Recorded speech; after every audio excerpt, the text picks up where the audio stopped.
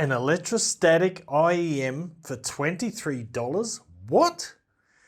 In this video, I'm looking at the CCA, or as some people know it, the CCA NRA in-ear monitor. Let's go.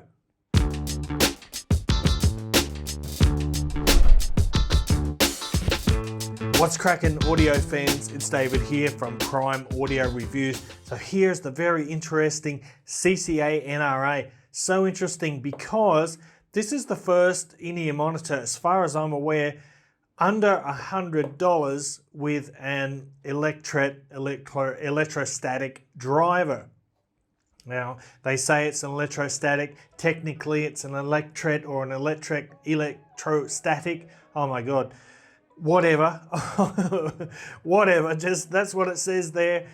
I'm going to talk about how it sounds. But yeah, $23 is the asking price. So not only have they dropped drastically the price of the first eStat IEM, they've dropped it in a major way. Now, before this one, I believe the cheapest other one that you could get with that type of driver was the Shure Tape Pro, or the Shure Tape, and that was, well, the original tape was pretty good. The Tape Pro was pretty underwhelming. So how about this one? Well, first of all, I've got a cable here, and I'm going to look at the cable before I look at the shells today. Something a little bit different. So come in closer.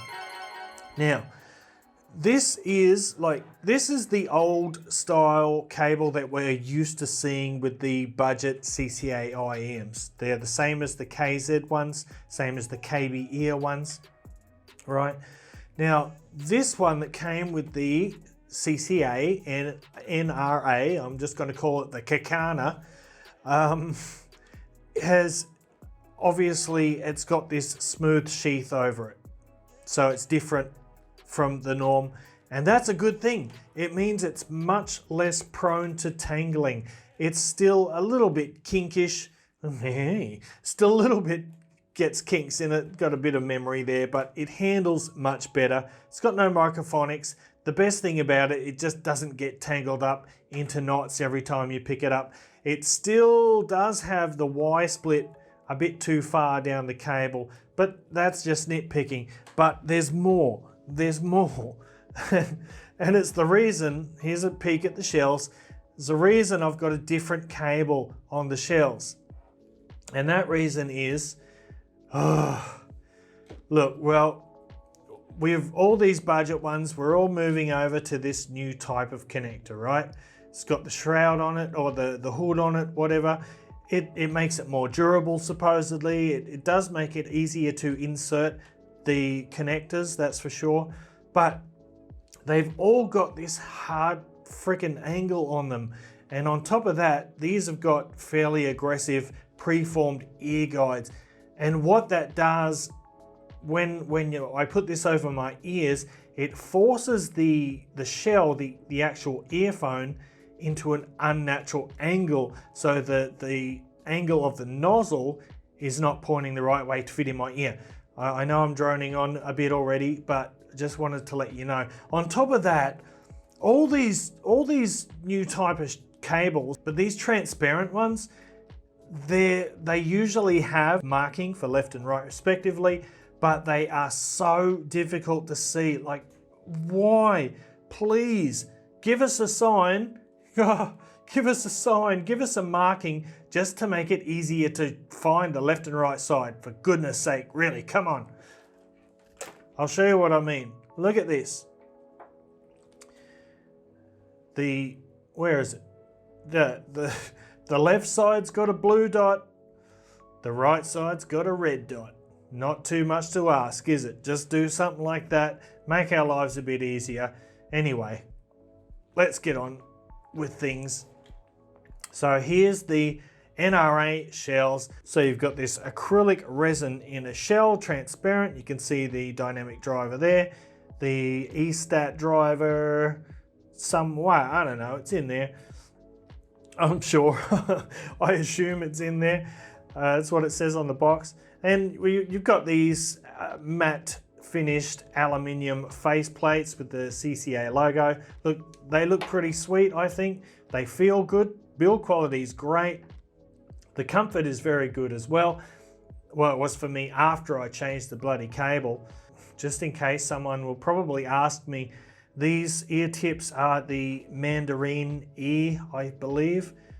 Basically a silicone ear tip with memory foam in the middle. And there's, yeah, great ear tips. But the reason I was using those specific ones is because the nozzle on the CCA NRA here, or the Kakana, is a little bit narrower than your standard nozzle. Here's a standard one, it's like 5mm.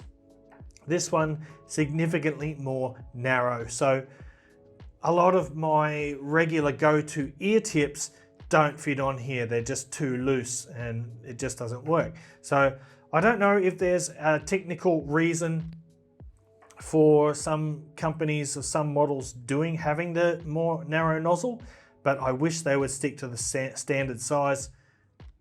I digress once again. But great shells, comfortable, yeah, good.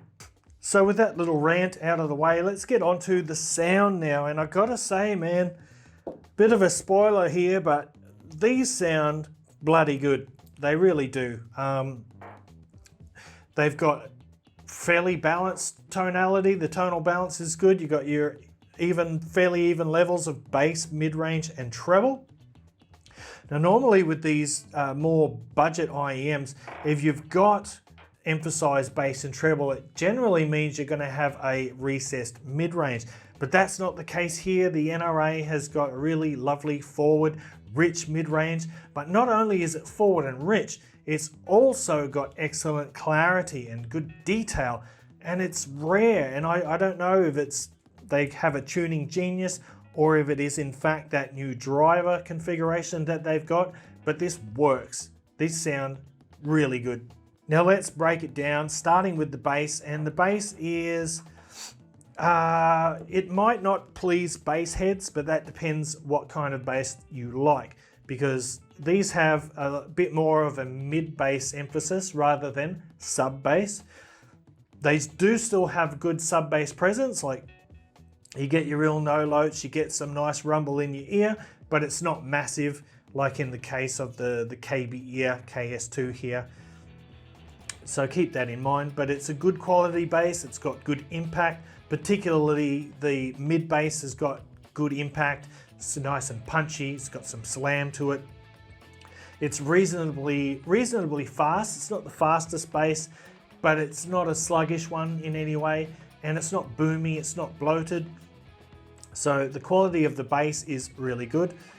Now moving on to the mid-range, and the mid-range is probably the first thing I noticed that when I started listening to this earphone, because I just wasn't expecting such a forward, rich and clear mid-range. It really, oh man, I cannot believe, I'm probably going to gush a bit in this video because I really like this IEM, but the mid-range, it is just good, man. Like, first of all, the resolution, instrument separation are very good, okay? So you've got this, and on top of that, the tone of the mid-range is really good. So it's nice and clear, it's forward, it's detailed, it's got good note thickness. They're not thick and fat notes, they're not lean and anemic either. They've got this lovely amount of body to them, sounds very natural, sounds musical, it's slightly on the warmer side of neutral. Male and female vocals alike sound great, and the mid-range it's up there, it's forward, it's in line pretty much with the bass and the treble. It's really unusual for an IM in this caliber and this price range, but the NRA does it, man. So finally, that leaves us with the treble, and the treble is the one area that I have a slight gripe with. And overall, the treble is actually really good, surprisingly again. The treble is pretty good on here. It's got a good timbre to it. For the most part, it's smooth, it's crisp, it's fairly precise, it's detailed. It's got good extension. It's got some airiness. It's not a really sparkly treble, but it does have a good sense of airiness and lightness to it, openness. The one problem that I have with it is that it's a bit uneven, similar to the KZ DQ6 here. Now what I mean by a little bit uneven treble is it has a couple of peaks. Specifically, I think the one at 8 kilohertz, and it's only a fairly narrow peak, so it doesn't appear all the time. It's only occasionally that it sort of rears its head. And just sometimes, like for example, there's one SZA song, where the hi-hat sort of jumps unnaturally forward out of the mix. It's a little bit distracting and it's a little bit uncomfortable if you are listening at a louder volume. And that's what I mean, but it doesn't happen that often because it's just a narrow peak, and it only happens when certain instruments sort of land right on there that you get a little bit of a louder noise, and it just throws the coherency out a little bit. But really, man, $23, come on, are you kidding me? These things are bloody good. They might not tick every box on some audio snob's checklist, but for most people, I think you're gonna love these. They're brilliant. All right, now, a couple of quick comparisons, and we'll start with the KZ DQ6. You probably know, if you follow the Chi-Fi scene, that KZ and CCA is like a subsidiary or a branch off of KZ. I think they make all their stuff in the same factory. You can see there's a lot of similarities here. And there's also a lot of similarities in the sound signature.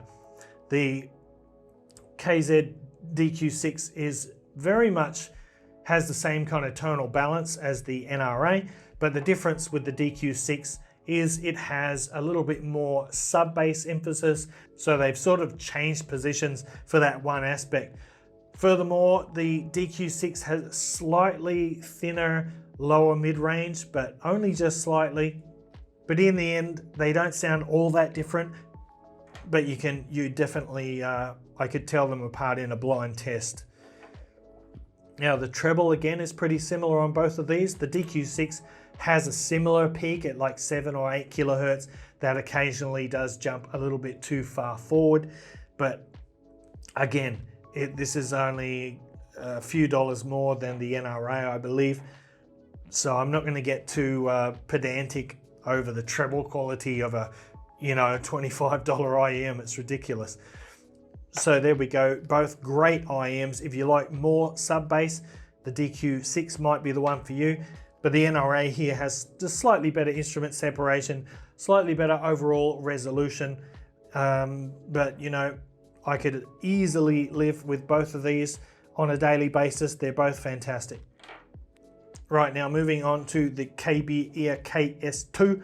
And the KS2 here is another one of my budget favorites. It is more V-shaped than the NRA and the DQ6. It's got more of a V-shape, which means the mid-range is more recessed, sort of sits in a valley between the bass and the treble. And it's a bit thinner in the mid-range, but it's got a really dynamic sound. It's got a wicked sub-bass on it, which is one of the reasons I loved it in the first place. Fairly good controlled bass, good texture. Again, similar treble to the other two here.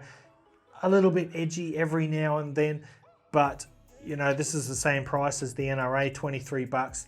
Can't expect too much. But for the most part, the treble on all of these is really good, especially considering the price. Now, I still love the KS2 here, but I think it's slightly outclassed by the DQ6 and the Kakana. So guys, there it is. That's the CCA NRA. What can I say? Highly recommended, obviously. I love these things. I think they're brilliant. It's exciting, because from now on, I believe we're probably going to see those eStat drivers start to appear in a lot more cheaper IEMs, and I'm pretty excited at what the sound audio engineers are going to be able to achieve using that technology. It's a great time to be an audiophile. So that's about it for this video, guys. Don't forget, there's all the links down in the description, including my affiliate links. So click on those and buy something if you want to support the channel. The link to the full written review, social media channels are down there as well. If you like this video, give it a thumbs up, Parfam audiophile style. And if you're new to the channel, you want to see more reviews like this in the future, make sure you hit that subscribe button. Let's get to 5K. And until next time, I'll see you later.